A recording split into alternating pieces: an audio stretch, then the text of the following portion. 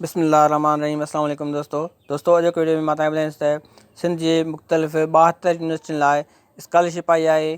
तव्हां हिन स्कॉलरशिप में अप्लाई कयो। स्कॉलरशिप अप्लाई करण जो तरीक़ाकार हीअ आहे, तव्हांखे सभ खां पहिरां कंहिं बि वेब ब्राउज़र में वञिणो आहे। तव्हां जेको ब्राउज़र इंस्टॉल थियल हुजे तव्हां उन ब्राउज़र खे ओपन कंदा। ब्राउज़र में ओपन करण खां पोइ safe.sind.gov.pk safe.sind.gov.pk या एड्रेस आहे, या एड्रेस ओपन कंदा। एड्रेस खे ओपन करण खां पोइ तव्हां हीअ जेके 3 लाइनूं ॾिसी रहिया आहियो, हिन ते क्लिक कंदा। हिन खां पोइ तव्हां स्कॉलरशिप ते अनाउंसमेंट सभ खां पहिरां तव्हांखे लिस्ट ॾिसणी आहे त छा तव्हांजी यूनिवर्सिटी में केतिरियूं सीटूं आहिनि ऐं तव्हांजी यूनिवर्सिटी इन स्कॉलरशिप जे लाइ आयल आहे या न आहे। उन लाइ तव्हांखे अनाउंसमेंट ते क्लिक करणी आहे।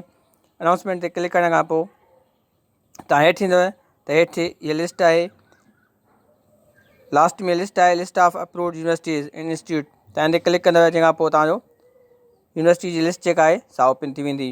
हिन खां पोइ तव्हांखे फॉर्म डाउनलोड करिणो आहे। तव्हां स्कॉलरशिप ते क्लिक कंदव, हिन खां पोइ डाउनलोड्स ते क्लिक कंदव।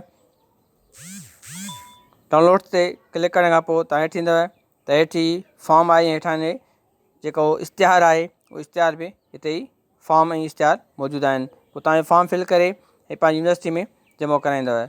दोस्तों उमेद थी करे तव्हांखे वीडियो ज़रूरु पसंदि आयो हूंदो। पंहिंजी राय कमेंट बॉक्स में ज़रूरु ॾींदा।